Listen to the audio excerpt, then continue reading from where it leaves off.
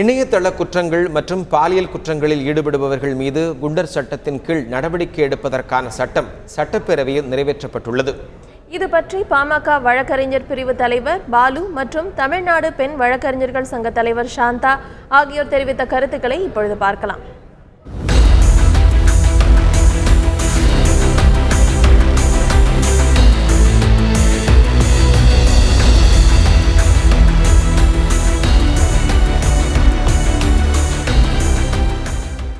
தமிழக அரசால் கொண்டுவரப்பட்டுள்ள இந்த திருத்தத்தில் மிக முக்கியமானதாக பார்க்கப்படுவது, ஒரு முறை குற்றம் நிகழ்த்தினால் கூட அவரை குண்டர் தடுப்புச் சட்டத்தில் போட முடியும் என்று கொண்டு வந்திருக்கக்கூடிய இந்த திருத்தத்தின் காரணமாக பல அப்பாவிகள் அரசியல் காரணங்களுக்காகவோ அல்லது தனிப்பட்ட காரணங்களுக்காகவோ குண்டர் தடுப்புச் சட்டத்தில் போடுவதற்கான வாய்ப்புகள் உள்ளது.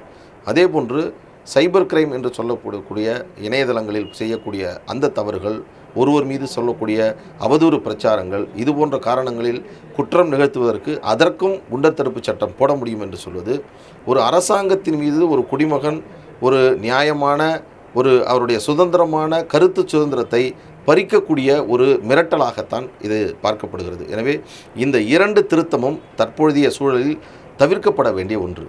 இப்படி குண்டர்களை தடுப்பதற்காக இது போன்ற திருத்தத்தை கொண்டு வரக்கூடிய இந்த அரசு, ஒருவேளை ஒரு காவல்துறை அதிகாரி தவறாக குண்டர் சட்டம் போடப்பட்டு அதன் காரணமாக ஒருவர் சிறையில் வைக்கப்பட்டால், தவறாக இந்த சட்டத்தை பிரயோகித்த அவர் மீது நடவடிக்கை எடுப்பதற்கும், தவறாக ஒரு உத்தரவை போட்டு அதன் மூலமாக சிறையில் சென்றவருக்கு இழப்பீடு வழங்குவதற்கும் அந்த காவல்துறை அதிகாரி பொறுப்பானவர் என்று ஒரு திருத்தம் கொண்டு வந்தால் அது வரவேற்கக்கூடியதாக இருக்கும். அது பல ஐயங்களுக்கு விடையளிக்கக்கூடியதாக இருக்கும். பெண்களை பாதுகாப்பதற்காகவும் பெண்களுக்கு எதிரான பாலியல் வன்முறை கொடுமைகளுக்கு முற்றுப்புள்ளி வைக்குமாக தமிழக அரசு சமீபத்திலே ஒரு 13 அம்ச திட்டத்தை அறிவித்துள்ளது. அதில் இருக்கக்கூடிய ஒரு முக்கியமான ஷரத்து ஒரு விதத்தில் வரவேற்பை பெற்றிருக்கிறது என்று கூட நாம் சொல்லலாம். என்ன, இதுவரைக்கும் பாலியல் வன்முறைகளுக்கான தண்டனை என்று இந்திய தண்டனை சட்டத்தின் கீழே கொடுக்கிற வரையிலே குற்றங்கள் குறையவே இல்லை என்கிற ஒரு மனத்தாங்கல் என்பது பெண்கள் மத்தியிலே இருந்திருக்கிறது.